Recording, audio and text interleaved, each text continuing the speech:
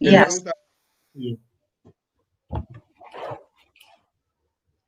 Okay, that's fine. I did email them to you. I can still, Michael, if you can just forward. Who doesn't have it? Boniwe. Okay, Michael, are you able to forward my email on chakras that I sent to you anyway? Yes, I can do so. Yeah, so that you are welcome to look at them. As I think it will be very easy to follow the video if you have your notes open. I've got my notes with me. Should have alerted you in time. Then it makes it easy to understand, and follow the.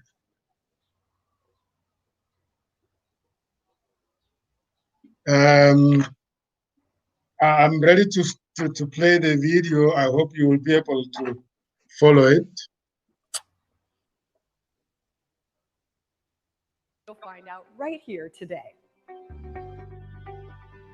My background is very extensive and my education is very expansive.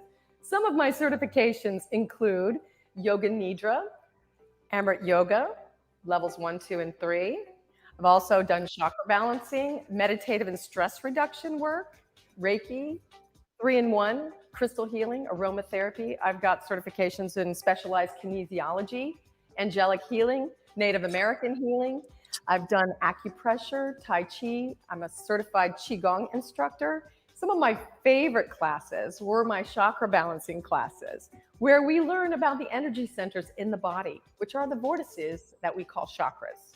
They've been mapped out for 5,000 years, maybe even longer.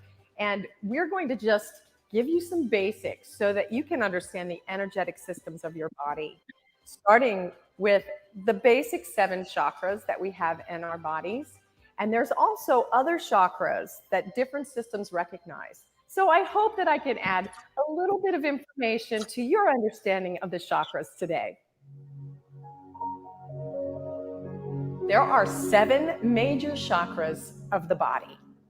Now, the chakras are part of our body systems, even though you may not be able to see them or know that they're there. Just like our blood pumping through our bodies, they're active all the time energetically in moving the energy in and around our bodies through our plexuses, our nerve plexuses, and our endocrine systems.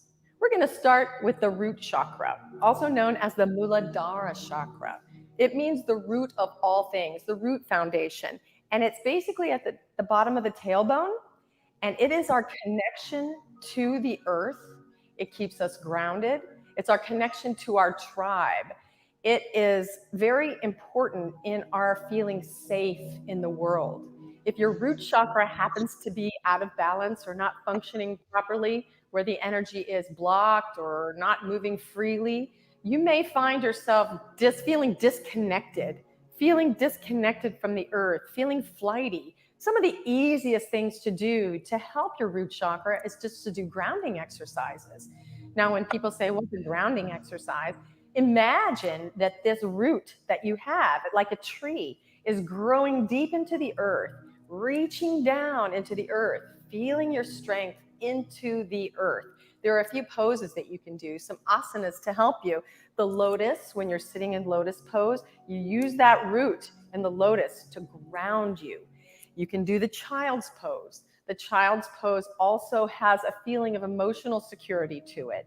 And sometimes when our root chakra is out of balance, we don't feel emotionally secure. So this helps the triangle pose, the garland pose, anything that helps you feel rooted, even deep breaths that you just sense that red root growing deep into the earth where you connect with the center of the earth. This will all help the energy to flow properly in your first chakra. So the root chakra, being red, also has some oils that can help to balance it. Besides your breathing, meditation, yoga poses, we have a line of oils called Vita essential oils. And these are beautiful, beautifully balanced oils that contain frankincense, patchouli, cedarwood, and a number of other oils that help to balance the root chakra. So if you'd like to wear some of these, if you know you've got one particular chakra that's out of balance, you can wear these oils and it will help you because those vibrations of these oils help to balance out that chakra. With each chakra, you have many tools that you can use at your disposal to help you get the chakras into balance. If you're into crystals, into these beautiful little babies, this is a beautiful garnet, and it's a red stone. Any red stones like rubies, garnets, they're great for helping you balance your root chakra. Foods can help us balance the chakras. It can help us stay in alignment and balance the chakras. So what foods would you eat to help balance the root chakra? Anything that's red, raspberries, anything that really helps to bring the red into your body also helps with that frequency, that vibration of red in the root chakra. There's a seed mantra for the sound of the root chakra. It's LAM. And it's going to be low and deep in your voice so that you can actually feel the chakra vibrate with that sound. So if you take a deep breath, focus on that area in your body and say LAM, you may actually feel the whole lower part of your body vibrate. This brings energy, blood flow, all that to the root chakra to help balance and keep it in alignment. In January this year, I had a mind-blowing experience under a form of plant medicine called ayahuasca. So now we're moving up to the second chakra, which is the sacral chakra, also called the Svadhisthana chakra, and we can call it the sex chakra. That's what a lot of people call it. It's responsible for the water movement in your body, the energy coming inward to your body. So the second chakra is really about the reproductive energy, anything to do with the fluids in your body, both psychologically, spiritually, and physically. So how do you know if your second chakra is out of balance? Well, there are certain things that you can look for. Maybe there's an impotence issue. Maybe there's menstrual cramps or problems going on with the second chakra area. Anything having to do with fertility, lower back pain, stiff back, anything to do with this area. If it's feeling numb to you, if it's feeling overcharged, maybe you're overly sexually active, that could be an imbalance of your second chakra as well as being frigid and cold. Some of the things that you can do to help realign your second chakra. Well, first of all, the easiest thing to do is just hip circles. Figure eights with your hips, pelvic tilt, pelvic rocking, anything that brings the energy and circulation to the second chakra. We also can do the warrior two pose or the goddess pose and the pigeon pose. Anything that really moves energy through the hip and sacral area, very good to do to open up the second chakra. We also have a wonderful oil from the Vita product line to help balance the second chakra. Yes, it's got sandalwood, orange, lang-lang, all kinds of yummy oils in it. It smells so good. I think I'll wear some right now because I'm in the orange second chakra mode. This is our social chakra. So smelling good always helps when you want to be social. When you're going to balance your chakras with some crystals, citrine is a great choice for your second chakra. Notice the lovely golden orange color. Also some amber.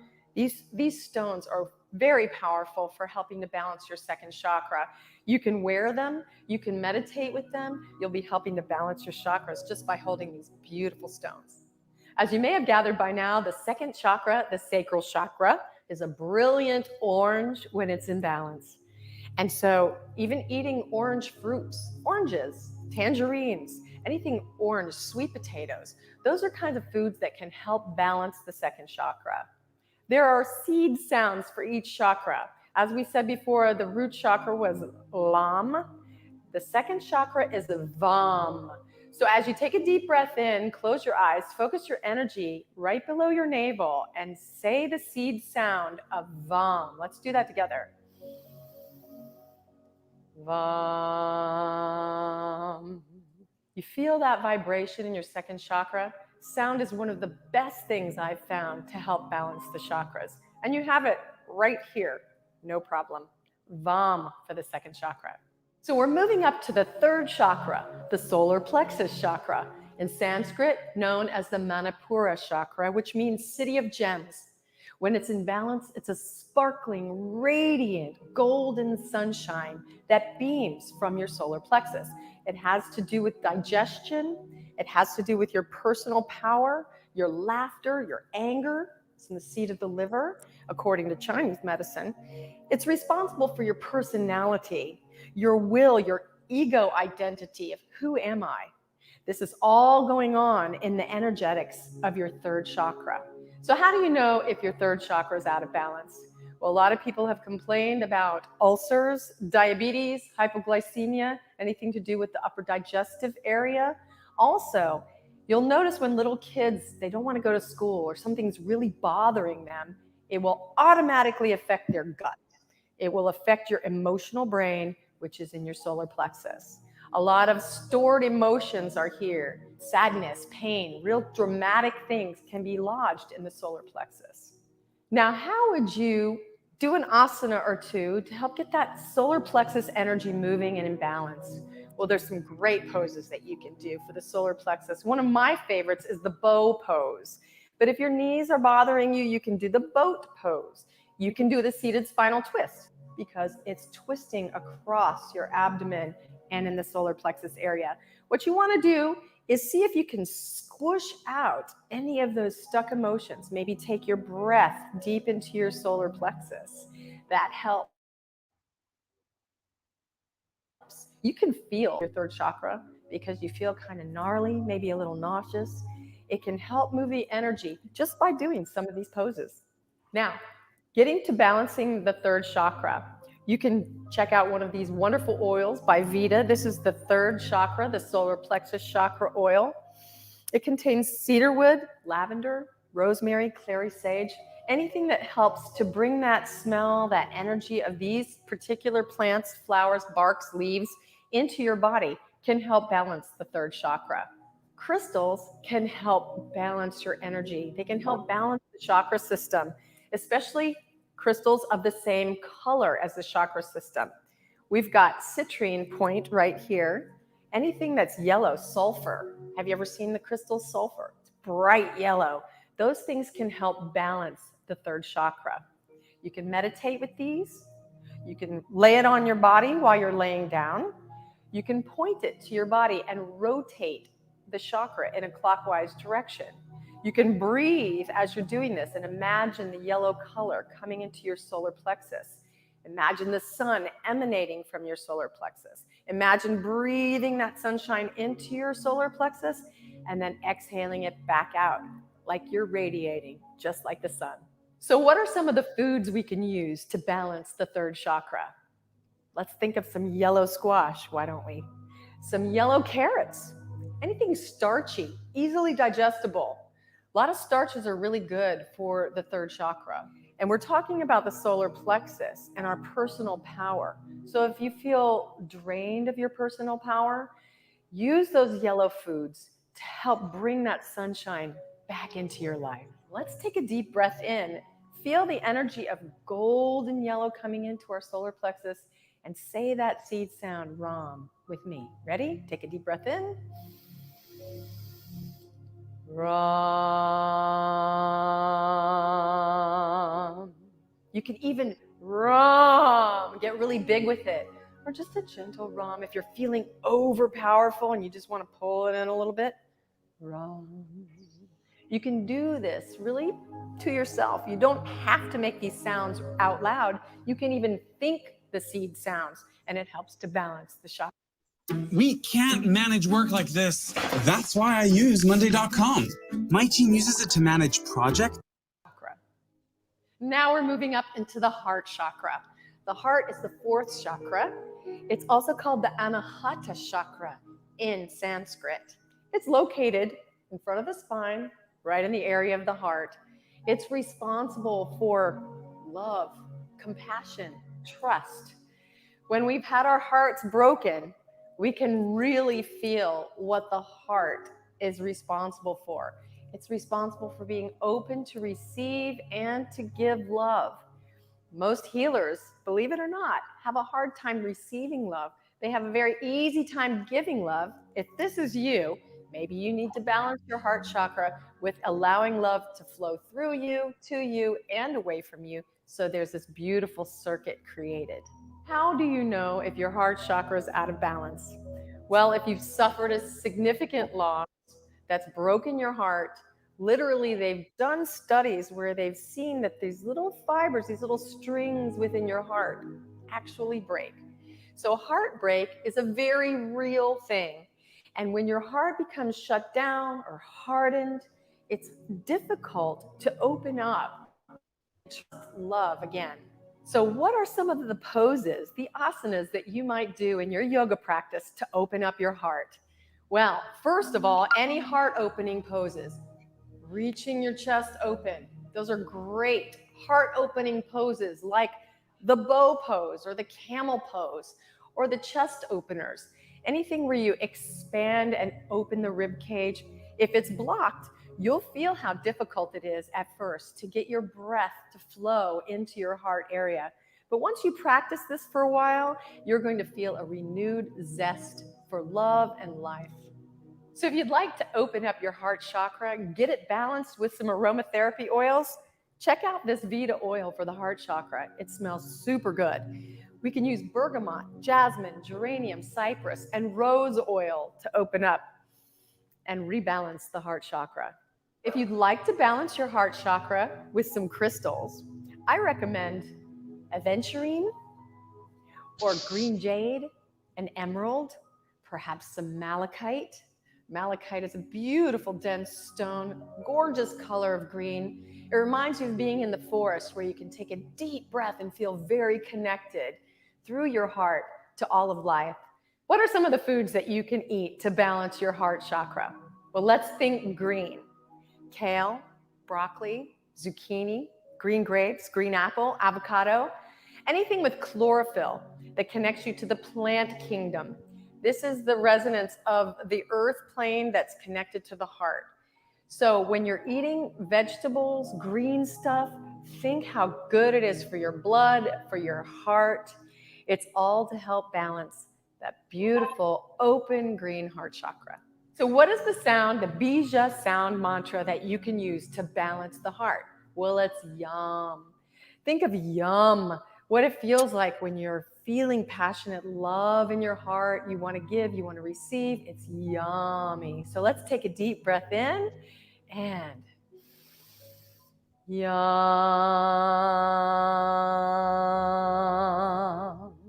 Does that feel good? You can say that over 3 or 4 times with 3 deep breaths, and you'll feel that vibration in your heart. It really gets the heart chakra moving. Give me 30 seconds and I'll tell you how to get this book that contains life-changing, powerful affirmations for free. Hi, Now we're moving up to the throat chakra, or in Sanskrit, the Vishuddha chakra. It's also the expression chakra, the communication chakra. This chakra is located at the base of the throat, and it's responsible for communication, for you expressing the highest truth of who you are. Some of the imbalances you might experience in your throat chakra area: laryngitis, inability to express who you are, throat problems, lower sinus problems, upper respiratory problems, anything having to do with the throat area, communications shutting down. We want to get that 5th chakra energy moving so that we can express and communicate who we are to the world. So some of the asanas or yoga poses you can do to help realign, balance your throat chakra: the shoulder stand. The shoulder stand, as you know, is a very powerful activator for the thyroid gland, this area right here. The plow, same thing. The fish pose, where you open up the throat after the shoulder stand and the plow. One of the poses I really appreciate, kids love to do this pose. It's called the lion pose. Because when you move this energy, we talked about this from the solar plexus area, the energy moves from the solar plexus and make that roaring lion sound. It opens up the throat area. It helps to relieve tension, blockages, gets the energy moving, and helps you to express who you are. If you want to balance your throat chakra through aromatherapy, if you're speaking publicly, if you're singing, if you have something heavy to convey, but you want to do it from the highest place of truth, try some aromatherapy oils. Basil, cypress, peppermint, spearmint. This Vita balancing oil for the throat chakra smells wonderful. You can even put it on your throat before you speak. It's a great way to get the throat chakra in alignment. We also have this lovely blue. I don't know if you can see this in the labradorite. There's a gorgeous blue in here. You see that? These colors help resonate to the throat chakra, and they definitely help you to see clearly so that you can speak clearly. You might be wondering, what kind of foods can I eat for the fifth chakra that will help open up and create that clear communication? Well, there's not really a whole lot of naturally occurring blue foods, but there is one that we can talk about. It's blue-green algae. It's got so many antioxidants in it. It really helps to nourish the thyroid because of all the minerals in it.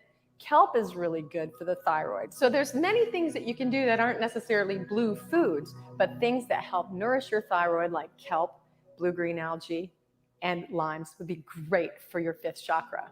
The seed sound for the fifth chakra is hum.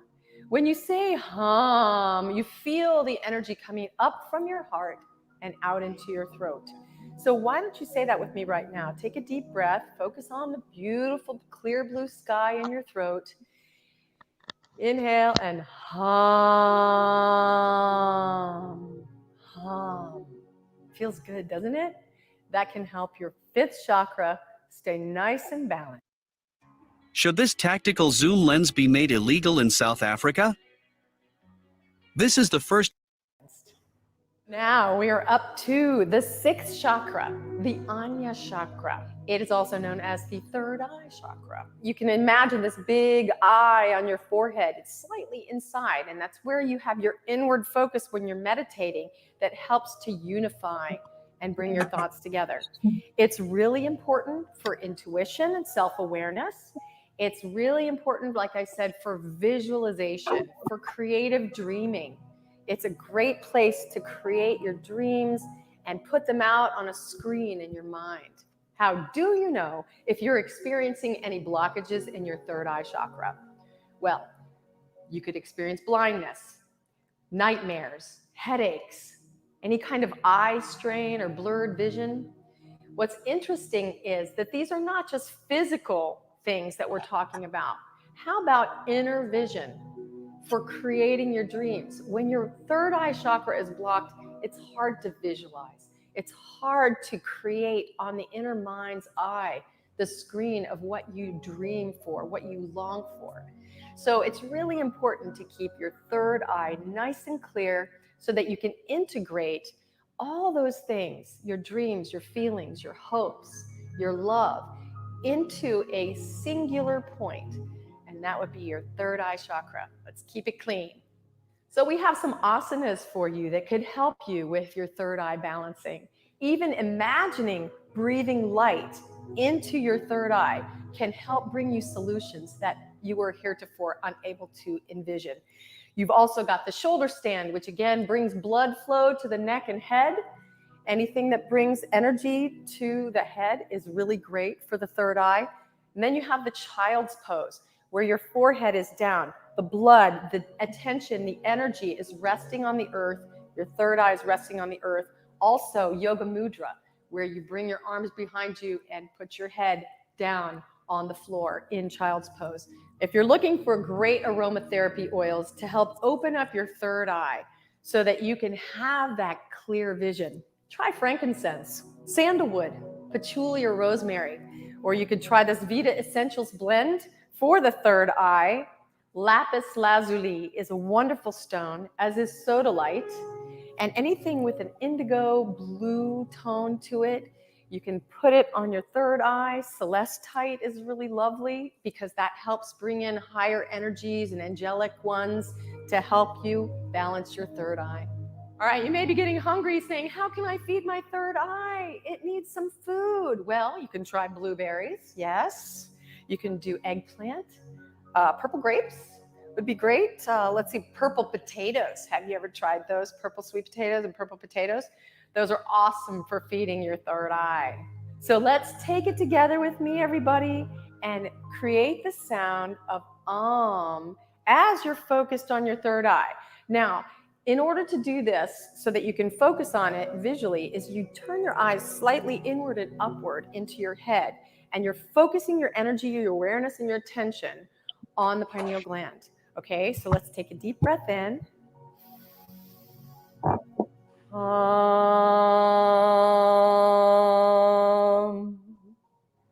Good. Do that a few times and then do some writing. See what you come up with. At last, we've reached the crown chakra. In Sanskrit, the Sahasrara chakra.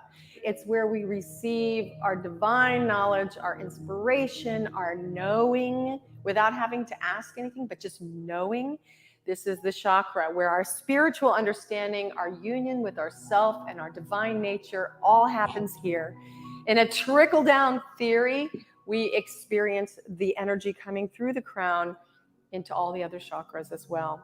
Some of the things you might experience if you're having a block in the crown chakra are learning disabilities, depression, apathy, boredom, not feeling connected to your purpose, your wisdom. These kinds of things can make you feel disconnected from the source of your existence. One of the best ways to realign your crown chakra or to get the energy moving in your crown are headstands.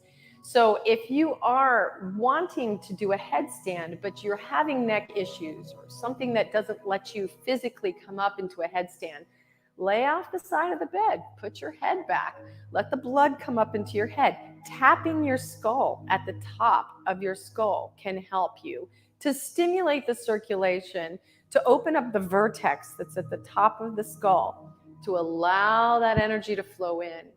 For all you aromatherapy fans out there and want to open up your crown chakra with some delicious smelling scents, try lavender, jasmine, or cedarwood.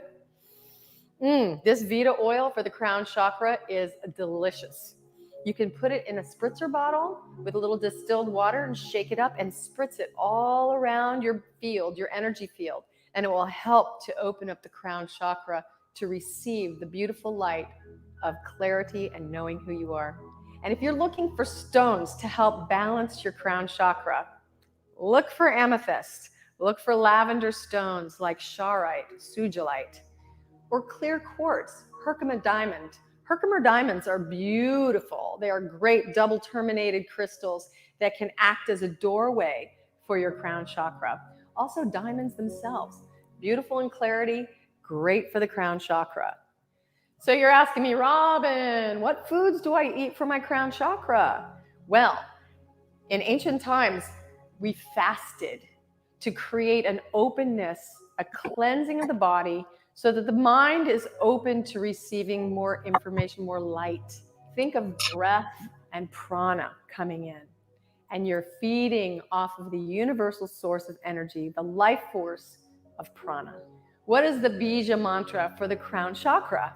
Well, we would like to say that it is Om, or silence.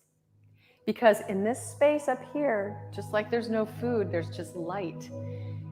You can imagine the silence and the stillness of your crown chakra, or you can resonate your crown chakra to the sound of Om. So let's take a deep breath and Om together, shall we? Imagine your crown chakra a gorgeous lavender purple. Deep breath in. Om.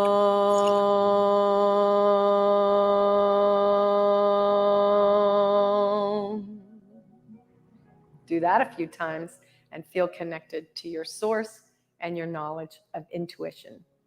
I know some of this information may be a lot for you to take all in. Just know that the chakras have certain statements that go with them so that you can understand their functions in our psycho-spiritual sense of the word. The root chakra, I have. The second sacral chakra, I feel. The third chakra, I can. The fourth chakra, I love. The fifth chakra, I speak. The sixth chakra, I see. And the seventh chakra, I know. Okay? So this is an easy way that you can remember the functions of the psycho-spiritual parts of the chakra system. In January this year, I did ayahuasca with a shaman from Colombia. Now, for those of you who have never heard of this,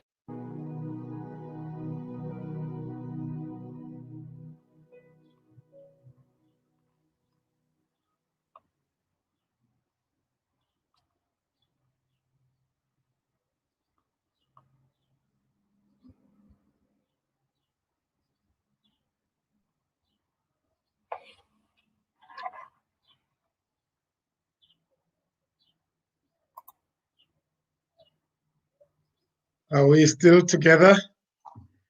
Or did she make you fall asleep? No, it was interesting. Almost, but we're still here. Who was hearing about chakras for the first time? Wow. Okay.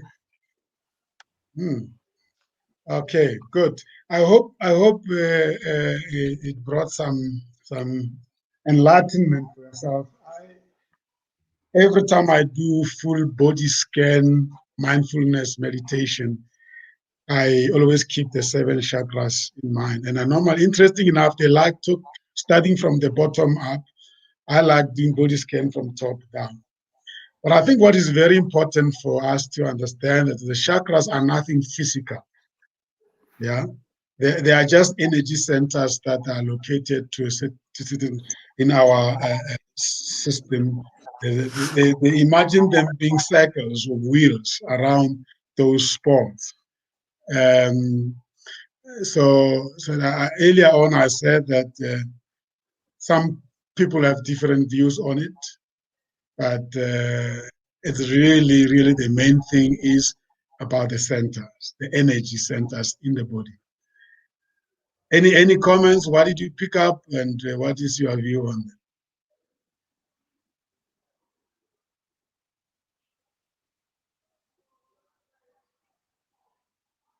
Yeah.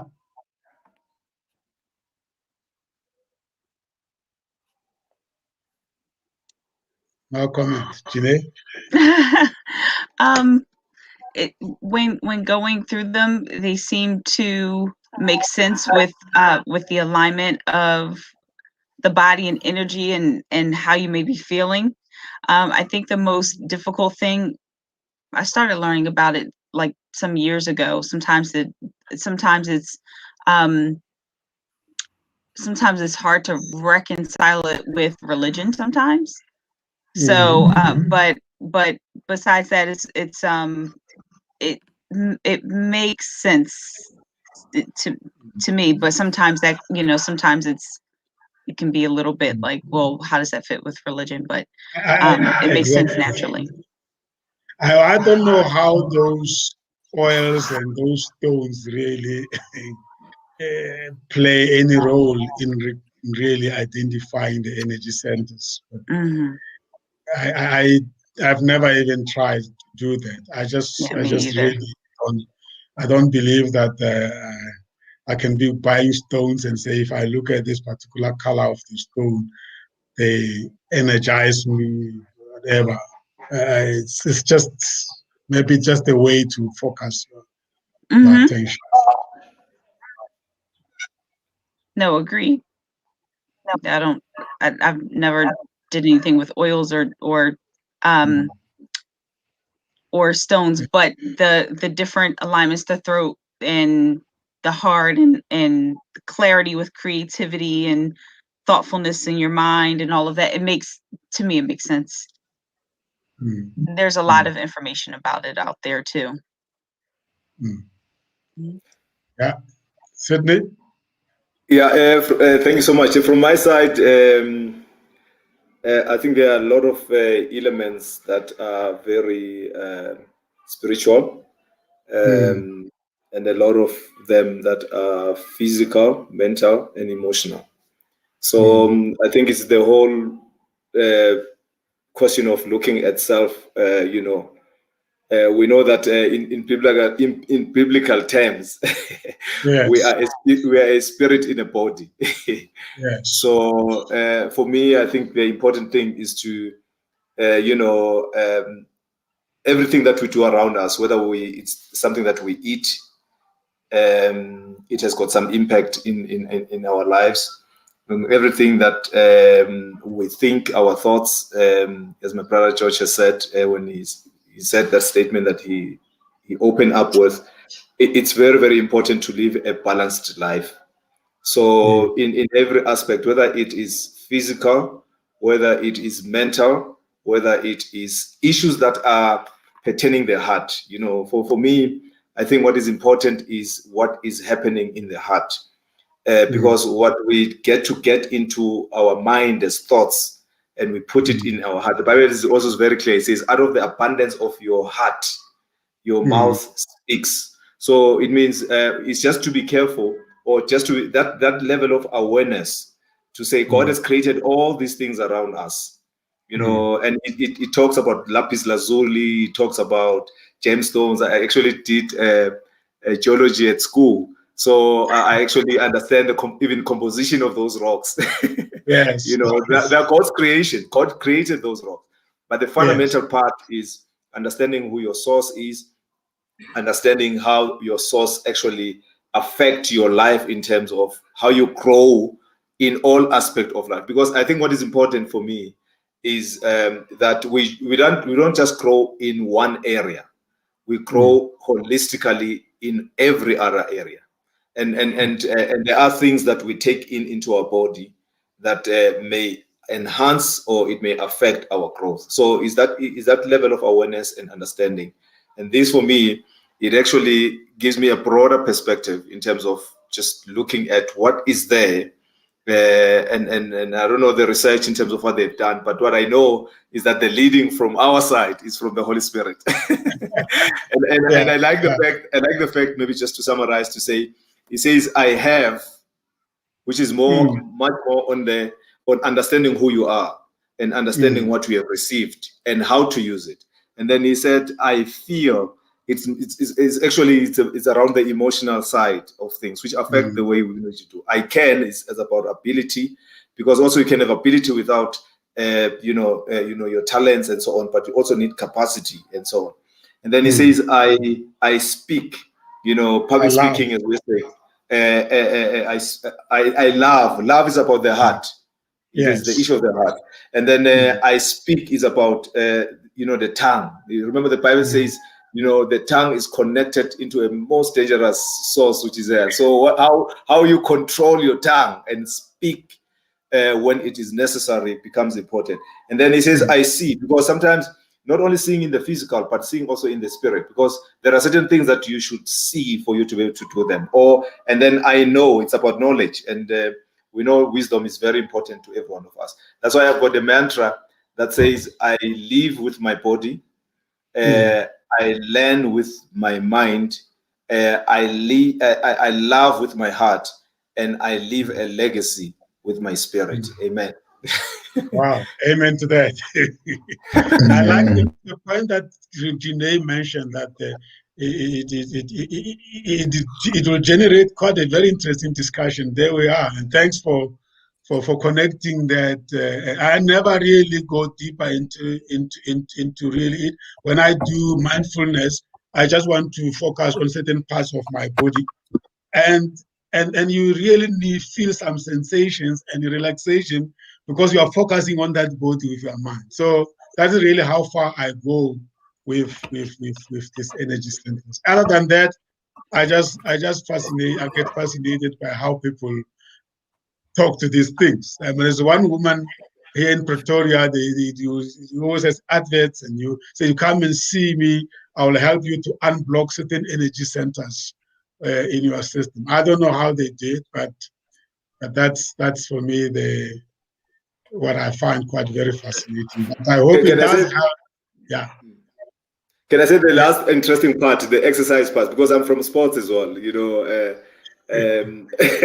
so the posing and so on, those are helpful things to get to understand how our body functions. And I think it's helpful information to know what exercises you need to do. And sometimes you do exercises without even knowing, because you've been told. So to do this, you don't know what parts of the body they affect, flow of blood and all of that. We don't have any knowledge about that. But we know that exercise in some way or form, it does actually give some form of benefit, endurance, because this body gets so much tired. So when we don't, even the Bible says we must actually put it into a test so that it can work. So the working part is it creates, can I just say one of the scriptures, because when you talk about these things, they mix. It says that for us, that because what comes to me is that the trials and tribulations that we are going through here in the world, there are certain things that we receive. things that are unseen, things that are not seen. Now, the challenge is that, or the awareness is that when we go through these trials, is get into understanding what it is that we are receiving. Some of the things we don't receive because we've not been trained around that. But if you read the Bible very well, it tells you, she has actually mentioned it. It tells you about the issues or the things that you don't see, like love, like compassion, like endurance and self-control and all of those things. Then now, when you have received them, and how do we give them? It talked about receiving and also about giving. So you can't give what you don't know you have received. So it means the level of knowledge that you have in terms of what you receive when you go through these trials. Now, one of the scriptures in the Bible says, you must let endurance be fully formed so that you can lack nothing. So in other words, there are certain things that you receive in circumstances that you are going through. Maybe going through a loss, for example, of a lot of people have gone through this COVID, they've lost a lot of people.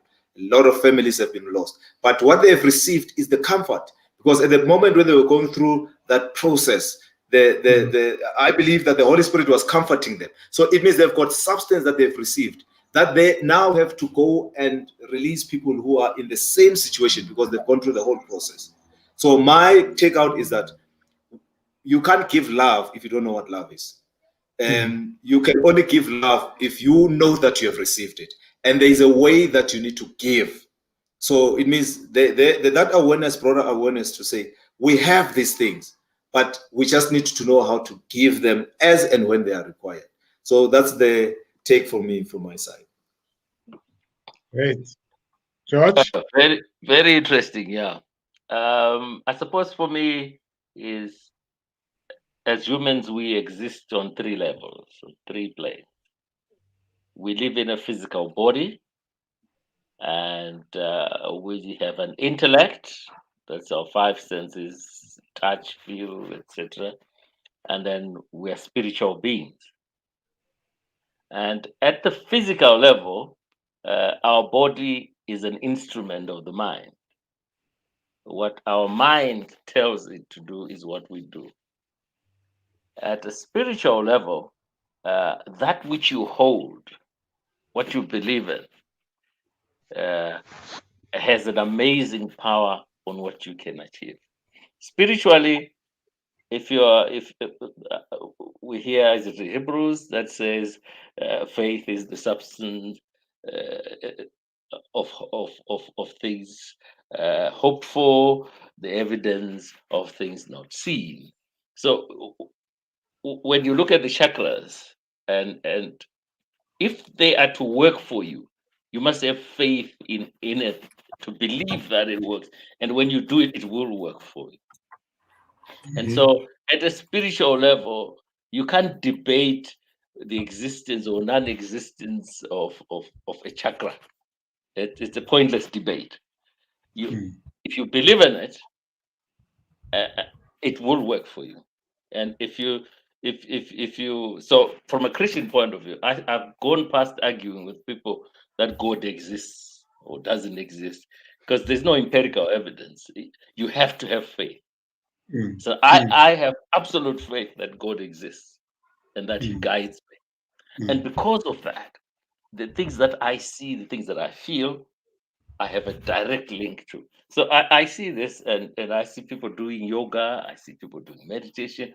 It's beautiful. I do meditation every morning. I'm up 5 in the morning. I must spend 30 minutes or so meditating. And I read a proverb every morning. Every day of the month, there are 31 proverbs. So each day of the month, there is a proverb that I read. And then I do my gratitude. I'm thanking God for what He's given me, and I meditate. But that works for me because but there's someone who does chakras and it works for them. But the whole aim at the end of the day is to free yourself from tension, to allow your mind to be creative, to add value to other people. Absolutely. That's for me. I think George, and in coaching we use quite a number of tools to facilitate certain learnings. That is at the end of the day what you're trying to do. But the mistake people do, and I think when it comes to religion, that is always one thing we have to be very careful about. when you think of things like mindfulness, meditation, it's just a terminology that is used to a certain practice that help you to be enlightened in a certain way. The moment you start to say, how does it relate to religion? You're actually, it's not either or. These things are just, they are created by, I mean, these practices are the practice that people bring in. It does not say now you are replacing religion with mindfulness, I mean, or meditation. I mean, this thing, for me, if you look at, for instance, how the Western medicine is using mindfulness to enable the healing, it doesn't mean mindfulness replace medicine. Yeah. And how also in healing people, some people believe that for this medicine to work on me, I want to pray. I want God to give it power to work on me. Yes, yes. Yeah. But I'm like you. Before I suggest some intervention in my coaching session, I first have to get the permission of a client. I mean, sometimes I find myself having to ask the client, say, listen, I think we need to pray about this, but do you believe in that the prayer will help? I can't just say, let's pray, because now, what if that person doesn't believe in God? So I can't just say, let's meditate, it will bring peace to you. I need to tell people that how it works for me. So there's a lot of people that just say, no, I don't even go there. And I don't even talk about whether it's my preference. It's just a tool that I find some people actually engaging on it, but it does not necessarily give me a right to judge that they don't believe in religion or they replace religion with that. But anyway, we can go off target here. The whole idea was just to introduce you to this concept that people use that impact on the energy centers of their bodies. And in exercises as well, we know that sometimes we use it when we exercise. You must also learn to breathe proper when you are playing sports, because otherwise you don't get the right energy, or you need to posture yourself in a certain way. For instance, a sitting exercise, a very powerful thing. If you sit in a certain way, you create certain blockages. Now,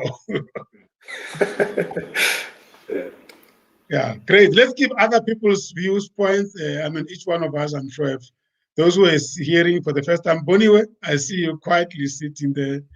What does it say to you? No, I think for me, like I said, it was the first time that I was hearing about it. I've never even read about it, but it was actually quite interesting. But to echo your sentiments together with that of George, I think sometimes we just get so caught up in terminologies, right?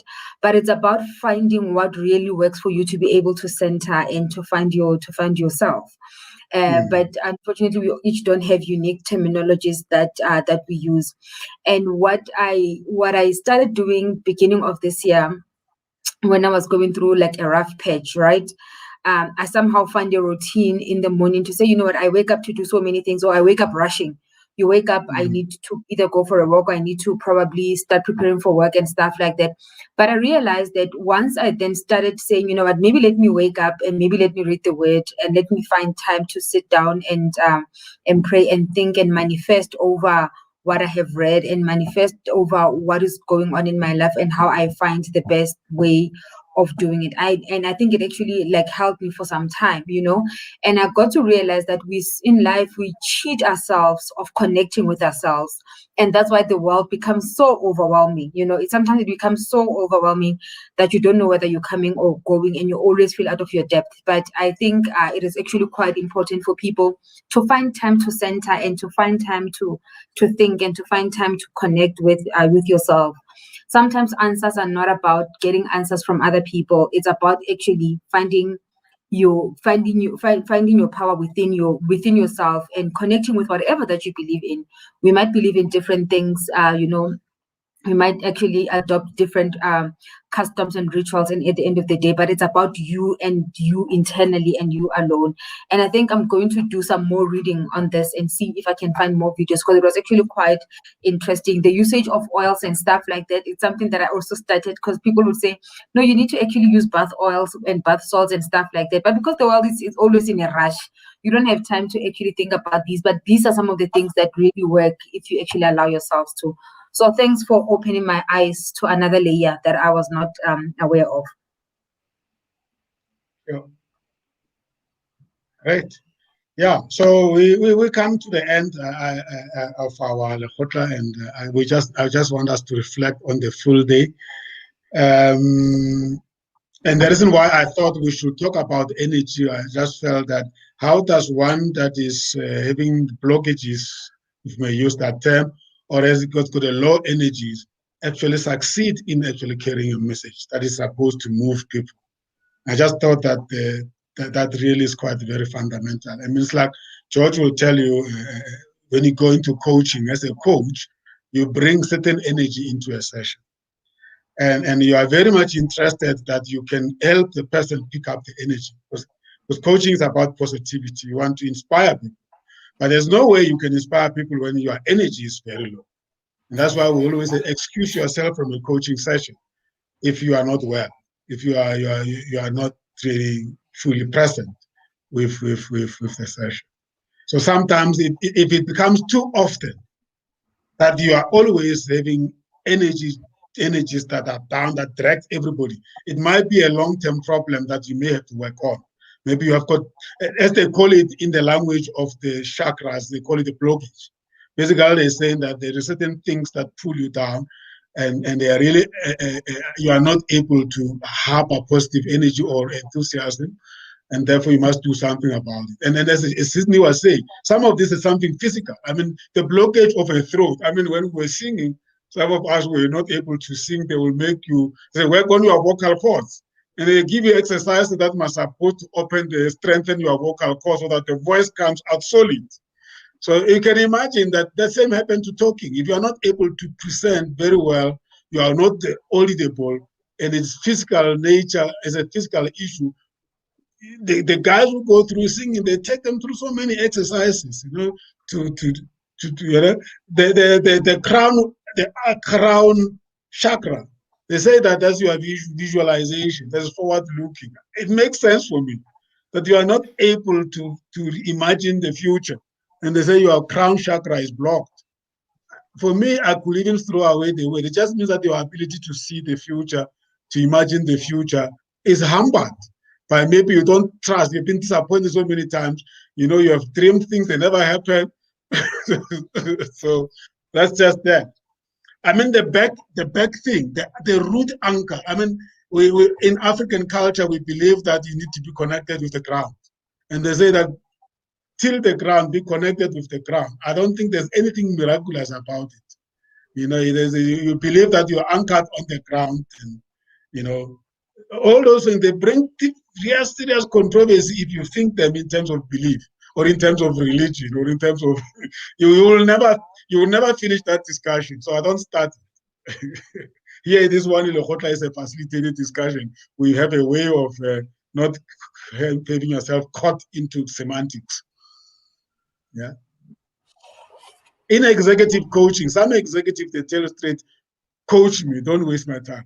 I said, what do you mean? He says, I don't want you to come and make me do all those funny exercises that you psychologists, they call us psychologists, and we're not really necessarily psychologists. They said, coach me to win that deal, coach me to perform.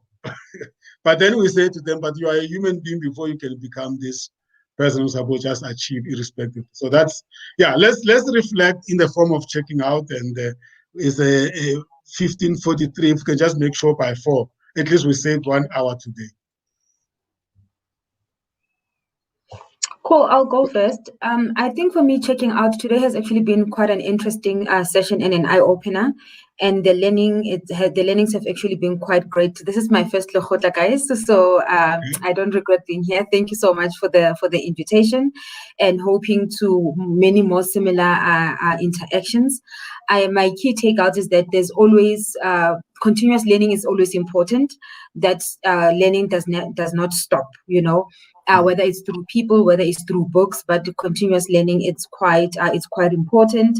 And again, the curiosity that we always need to be curious, and we should actually think outside the box, and that our immediate spaces and immediate experiences and environments are not the it of the world. There is more out there to be learned and to be known, and that it is important for one to take care of themselves. Take care of number one, look after yourself, connect with yourself, so that you are able to give more of yourself to others as well. So thank you so much. It's been great learnings, and hoping to be in attendance in the next one as well. And that's my checkout. Lovely. Great stuff. We are happy that you spend a day with us and you feel this is a platform to visit frequently. And thanks for your generosity. Thank you. Can I chip in? Yeah.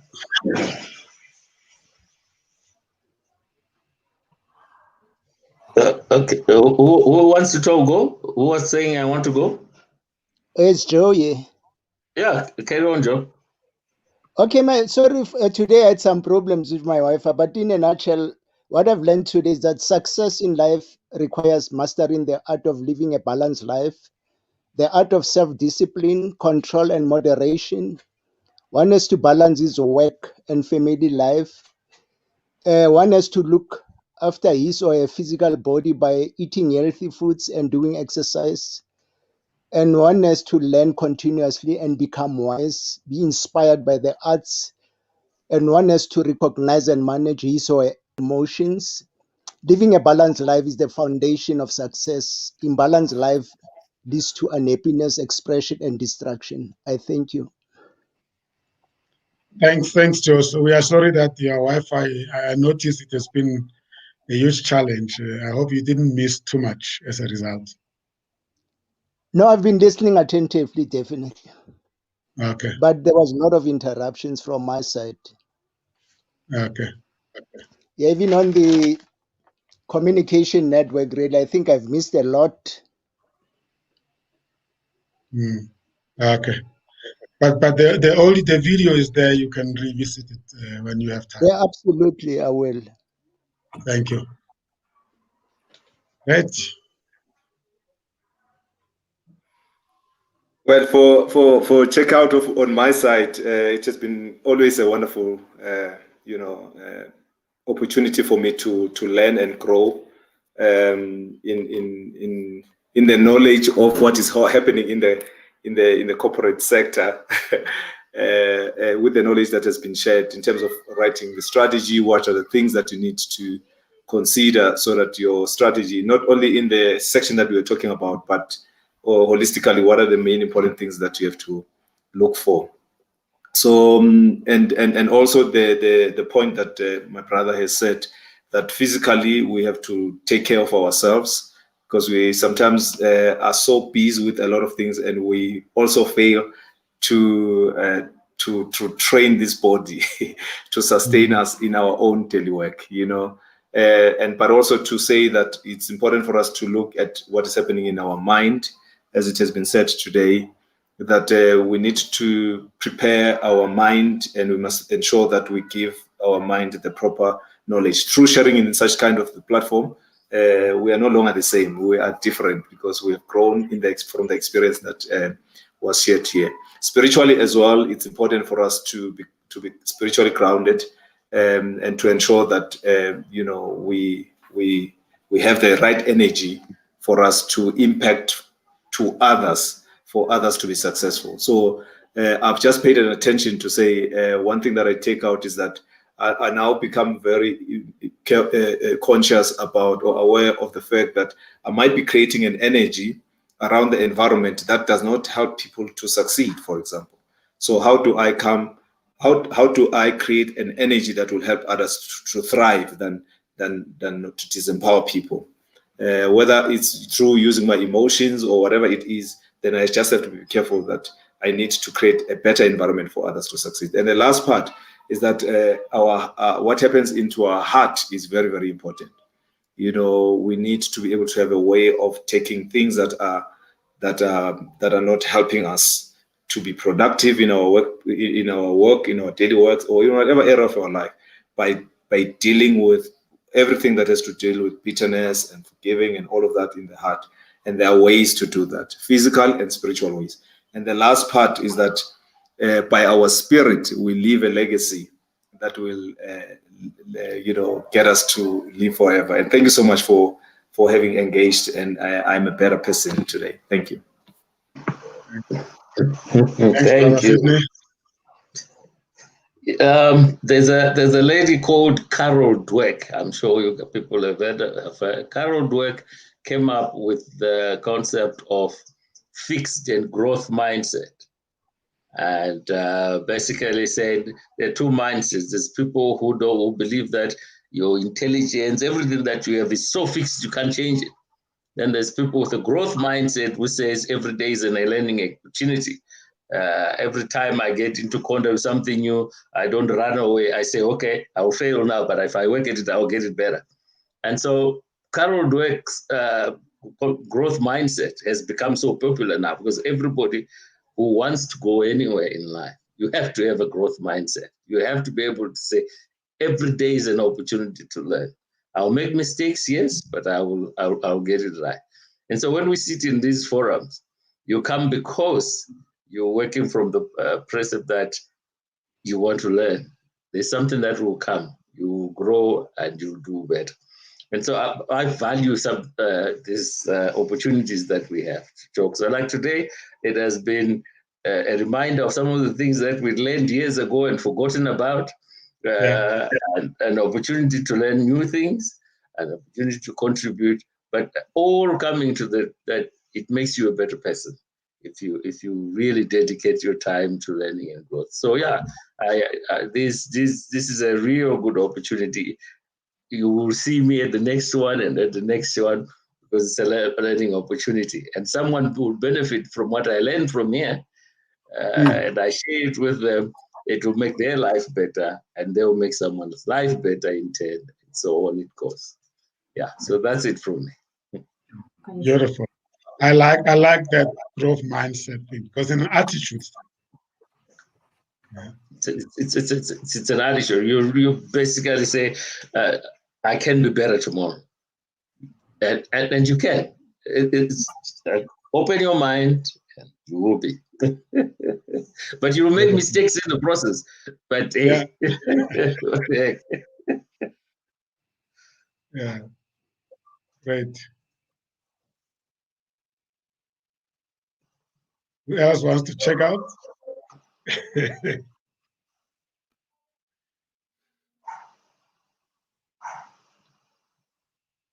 I think the guys have already checked out. The guys have checked out. The true sense of the word.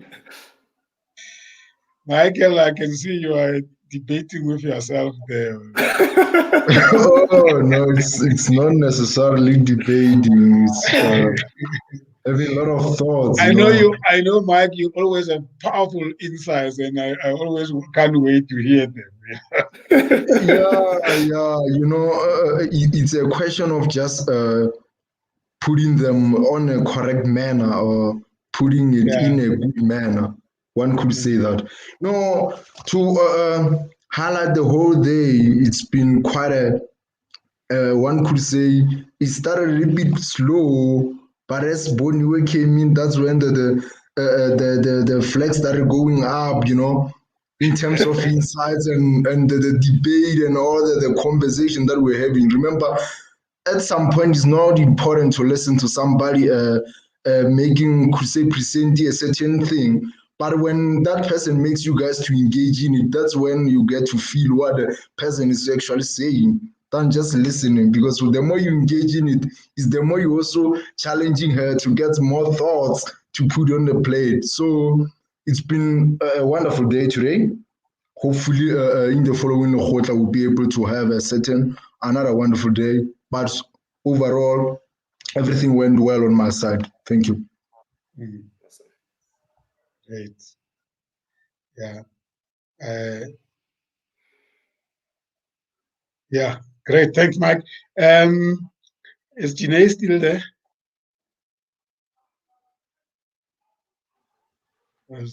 Yeah. Doesn't want to check out. Yeah. I think so. I think we are grateful for Jine for having managed to spend the early hours of the morning with us. For me, reflecting on the day, although I was doing more facilitation, but obviously I was also a participant. You know, when you read stats about how much of our brain power we use, you know, you realize that we owe it to ourselves, you know, to constantly remind ourselves of these things, because we are accumulating so much knowledge, but we never get opportunity to really to put it to test. I was really challenged by today's session, and you know the points that Boniwe was bringing in.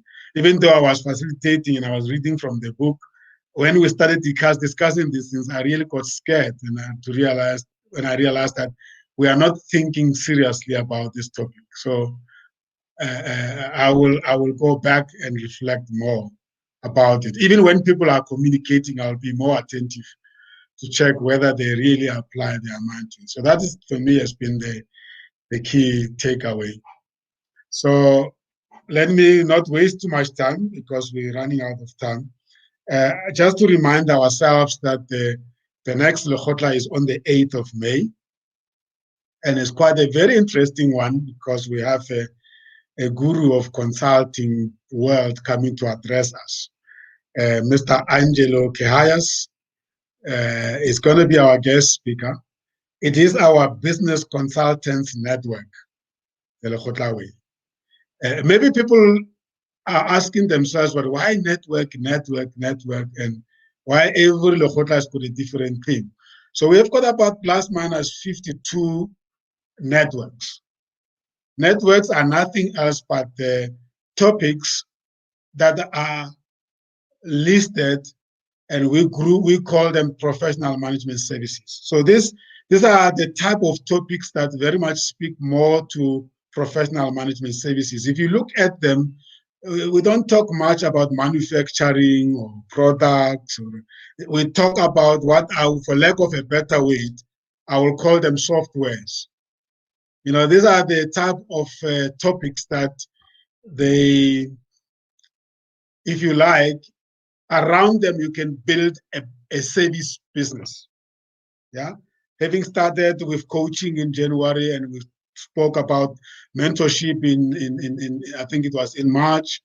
I can't remember what the other one was. And now today we talk about public relations. Next month we're going to talk about business consultants network. And then we're going to, in June, we'll talk about the youth empowerment. So it's all those type of topics, and there are about 52 of them. We don't go home and sit and think what next. They are predetermined since 2017. There are 52 of them, and these ones what they were having this year are the 2017 be repeated, because we want them to be annual. From next year, we will have 4 Lekgotlas per month. We are going to introduce in the week Lekgotlas, because there are a lot of people who say to us that they want to join us in the Lekgotla, but weekend we can forget. They don't do these things on weekends because of family commitments and other reasons. And I think so that's acceptable. So Mr. Angelo Kehayas is a certified management consultant and a master business executive and leadership coach. I think he comes from the organization called the Institute of Management Consultants and Master Coaches of South Africa. So he's going to talk about what it takes to be a management consultant and why South Africa and the African continent needs consultants than ever before. And I mean, George, we can say the same thing about coaching. Coaches, we need coaches than ever before. We need mentors than ever before. But we need consultants than ever before, because these are all specialized fields that any business needs. And in actual fact, many of us are qualified with our experience to actually can go into and take them as our businesses or enterprise. So I think it will be wonderful to hear from him. What are challenges if you want to establish yourself as a consultant and start going around and looking for business? what are the issues that you need to look at?